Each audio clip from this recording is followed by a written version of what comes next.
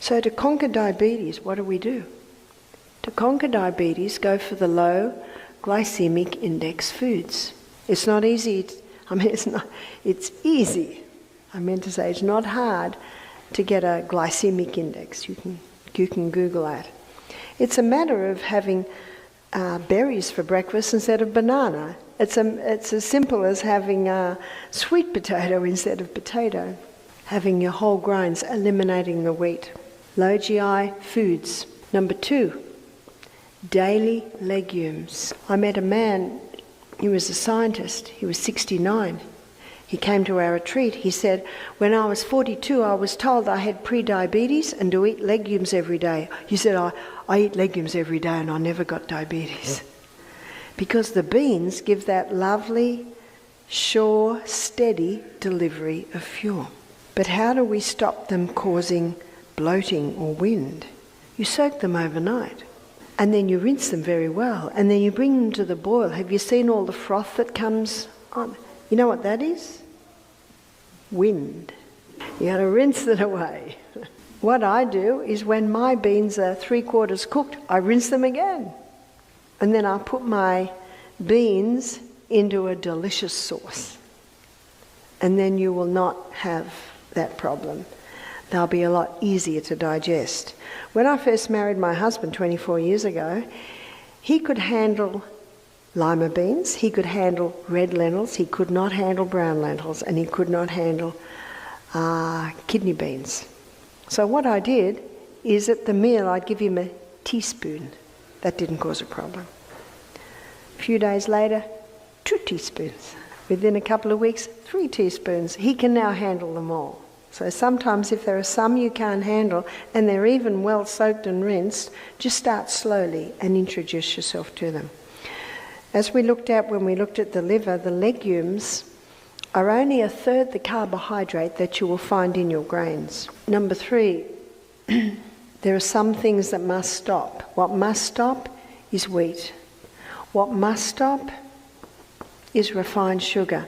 Now if someone's looking at conquering diabetes, initially they also need to eliminate all your healthy sugars, like your palm sugar, your maple syrup and honey.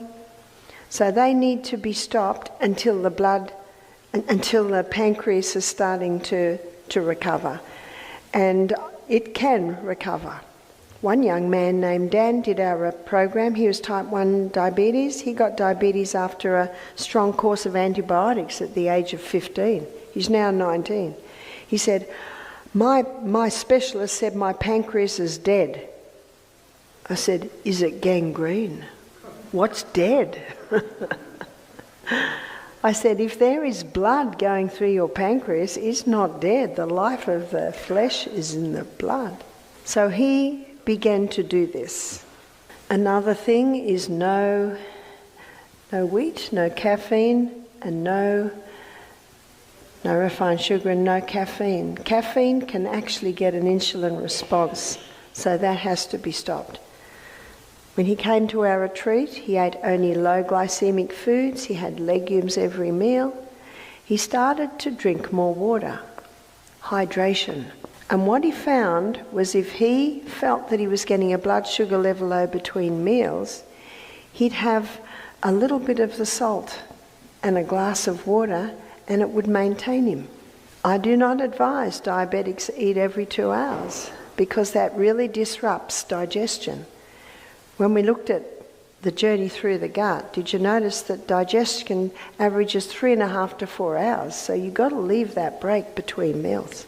If you eat food, and this is what Dan did, and we just looked at this, high fibre. Remember what fibre does? It slowly releases the glucose. Generous proteins, there's your legumes, nuts and seeds. They're all low carbohydrates, so you're not overworking the pancreas. And also the healthy fats. We also looked earlier in the week at fats that heal, fats that kill. And the killer fats are your altered fats. There's your deep fried foods. There's your margarines, those fats that have been changed or altered. Or your polyunsaturated fats that have been extracted using high heat. They're the dangerous fats. These are the three foods that keep the food in the stomach longer. These are the ones that give that steady, consistent delivery of fuel. Also, what Dan did is he began to exercise. And the exercise he implemented was the high-intensity interval training. So he'd put his joggers on every morning and he would run up and down the hills. Now after he was with us for 4 weeks, he did 2 weeks program and 2 weeks in the garden. And he came to me at the end of the 3rd week and he said, I want to tell you something. He said, the first week, if I got a blood sugar level low in the middle of the night, I had some candies in my bag, I'd just take a candy. He said it'd get the blood sugar level up, but he said I'd get a terrible headache. But it got my blood sugar level up. He said the second week, I was feeling a bit guilty that I shouldn't be doing that. So he said, if I got a blood sugar level low in the middle of the night, I'd eat an apple. It takes a long time to eat an apple in the middle of the night, doesn't it? The 3rd week, he did something else. He said the 3rd week, if he got a blood sugar level low, he'd jump on the floor and do 30 push-ups. So what's he doing there? Do you remember in our last presentation looking at the heart, about the stores that we have in the cell? Remember the 20-step pathway that gives us 2 units of energy? There's the 8-step pathway that gives us 36. Of course, that's the oxygen pathway. But remember the little bunch of grapes, the little glycogen stores, already in your muscle cell. So when Dan did 30 push-ups, it caused a release of these glycogen stores that gave him energy, got the blood sugar level up. He said to me, why didn't anyone tell me about glycogen? I believe glycogen is the diabetic's best kept secret. It's already in there. And if you run out of that, what else have you got? You're fat. That's right. He told me that one morning he got up. I have to give you Australian levels. I don't know if yours are similar. I don't think they are. So the blood sugar level should sit at about anywhere between 5 and 6. So he got up one morning and his blood glucose levels were 3. So what he did was he had the salt, water, got dressed, had another salt, more water, went for a run, came back, tested his blood glucose levels, they were 9. And he'd had nothing to eat. Where did that come from? Came from the stores, the glycogen stores and the fat stores. If you're running out of glycogen. It's an amazing process. That's why exercise is vital. Not only that, what happens when you exercise and you're doing the high intensity, your cells screaming out for fuel. So what happens is extra insulin receptor sites develop on the membrane around the cell so that it can take more glucose in. That's quite incredible, isn't it? Now, before someone develops diabetes, they usually start with insulin resistance. You've heard of insulin resistance. What happens with insulin resistance? The person's, say, on a high carbohydrate diet, a lot of wheat, blood glucose levels are going high, pancreas gets screamed at. You see, high glucose demands high insulin. So when blood glucose levels are high, the pancreas is getting screamed at, quick, insulin, more insulin.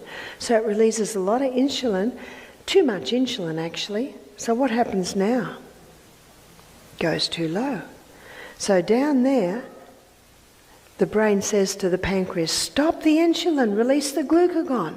But what does the person also do down there? Has a candy, has a Coke, has a coffee with 3 teaspoons of sugar. What does that do? Whoa, up it goes again. Now too high.